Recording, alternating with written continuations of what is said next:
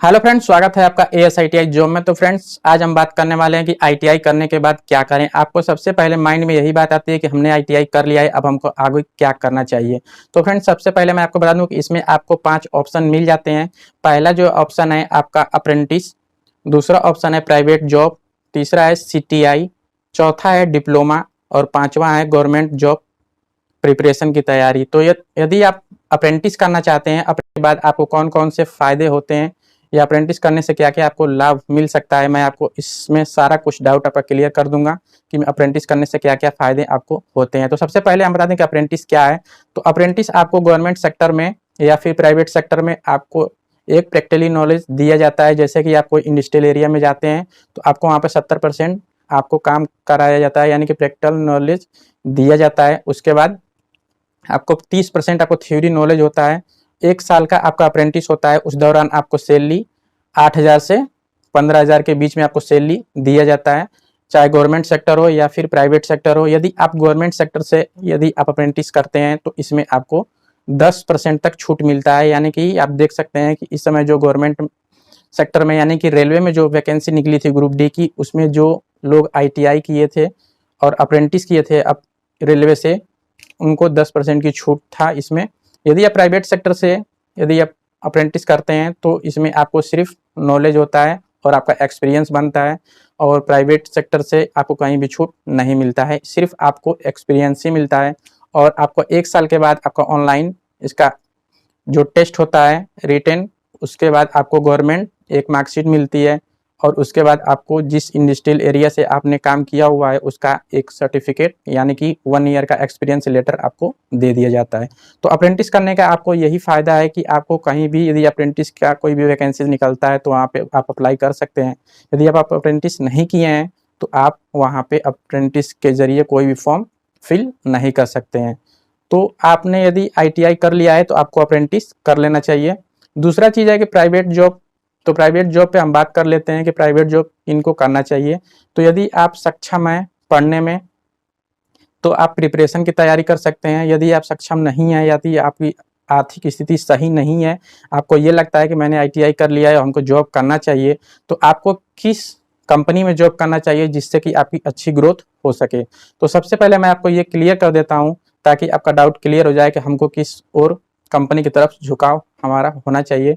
तो आपको production line में कभी भी काम नहीं करना चाहिए। यदि आपको प्रोडक्शन लाइन में आप काम करते हैं तो आपका उसमें कुछ भी सीखने का काम नहीं मिलता है। जैसे कि मैं आपको बता दूं कि यदि आपको बोल दिया गया है कि आपको 4 बोल्ट लगाने हैं, आप केवल 4 बोल्ट लगा रहे हैं कई साल से, तो आपको कुछ भी इसमें नॉलेज नहीं मिल पाता है सीखने के लिए। यदि आप छोटी कंपनी से ही शुरुआत करेंगे, यानी कि लेथ मशीन, ग्राइंडिंग या फिर CNC मशीन, यदि ये इसमें जो है आपका नॉलेज बढ़ जाता है तो आपकी अच्छी खासी ग्रोथ हो जाएगी और आपकी सैलरी भी अच्छी खासी हो सकती है।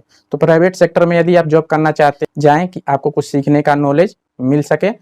तीसरी बात हम कर लेते हैं, ये तो CTI के लिए आपको मैं बता दूं कि जो लोग टीचर बनना चाहते हैं यानी कि शिक्षक बनना चाहते हैं और वो चाहते हैं कि हम CTI कर लें, तो आप CTI भी कर सकते हैं। इसके लिए आपको ITI में आपका कम से कम 80% से ऊपर होना चाहिए, यानी कि 85 या 95 है तो आप उसमें क्वालिफाई यदि कर जाते हैं तो आप इसमें CTI भी कर सकते हैं। CTI का मतलब ये होता है कि आपको 1 साल का ट्रेनिंग दिया जाता है। CTI का मतलब यही है कि आपको टीचर बनने की ट्रेनिंग दिया जाता है 1 साल का, आपको गवर्नमेंट सर्टिफिकेट भी मिलता है, और यदि ITI में वैकेंसी आती है शिक्षक की तो आप उसमें अप्लाई कर सकते हैं।